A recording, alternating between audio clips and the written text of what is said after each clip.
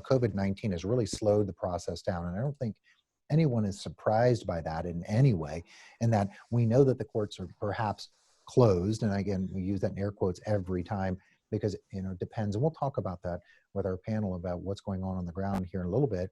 But, when we think about this New York Times article, James, I want to ask you, the first thing guys should realize, number one, right, is that there are potential that you can file right now. You don't have to wait it out, and you shouldn't wait it out, right?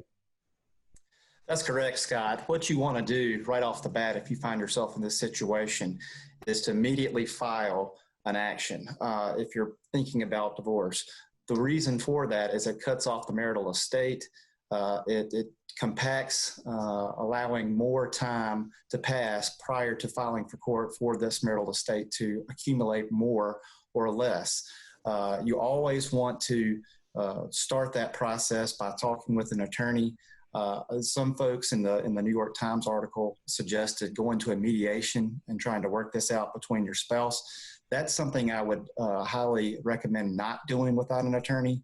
In many jurisdictions, you could find yourself agreeing to a deal in a mediation with your spouse that may not actually be fair. And if you sign that with your spouse and lock yourself into a bad deal, you may be having to fight your way out of that going forward. Yeah, absolutely. And I'll call it the Kristen Cavallari rule. And that is, don't use this pandemic as leverage. Or even we talked about Gwen Stefani last week, who moved herself post-divorced all the way to Oklahoma, and her ex-husband wasn't getting divorced. You don't want to use this pandemic as leverage, right? Never. You will be punished if you disobey a court order.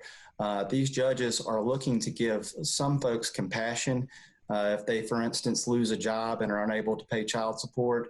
But you want to be able to bring that issue to the forefront to show the judge, and by filing a motion potentially, that I am not able to pay this, but I'm bringing it to your attention at this very moment, so that at least that stops the bleeding, if you will, and shows the court that you are not trying to intentionally do wrong by not paying your child support or another issue. And therefore, they'll be a little bit more lenient and understanding, in my opinion, under the circumstances and given everyone's unemployment and lack of income due to the pandemic. So it's very important to make sure to notify the court if you're going through any of these issues and job loss or income loss, and filing a motion as soon as possible. And I believe they'll have a little bit more compassion for those individuals. Mm-hmm. Jared, I want to ask you, as we look at this article, it talked about how the divorce process has really slowed down, and we get it. In terms of filing, it may be stacked up because we don't have the in-person hearings on a regular and routine basis. But when it comes to, and when to tag on to the modification of support, isn't this really the opportunity where guys should be looking county by county to determine how they can file right now to trigger that retroactive support that we've talked about for a number of weeks now? They really should be looking county to county initially with the filings, be it with support or divorce. There was a big slowdown, but that has started to speed up.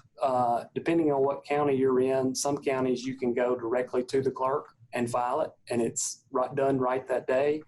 Other counties, you have to leave it in a drop box. But I have to say, the clerks here in Mississippi have really done a good job of getting those drop boxes done quickly, because I don't think I've had a single time that I haven't dropped it off and it been on file online that day. So yes, it is time to go ahead and start filing so that you can start that modification process.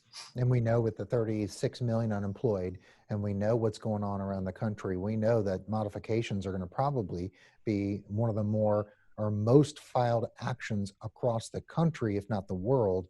And I imagine that's more incentive for you to just get on file, get in line, and so that you can be kind of first out of the gate when the time comes, right? Yes. Even if you're having to get your action continued, you want to be the first on the continuance list, because I believe the court administrators, when they're setting up the new hearings, when the courts do open, they're calling the people first that were on the docket first. So you definitely want to be first in line.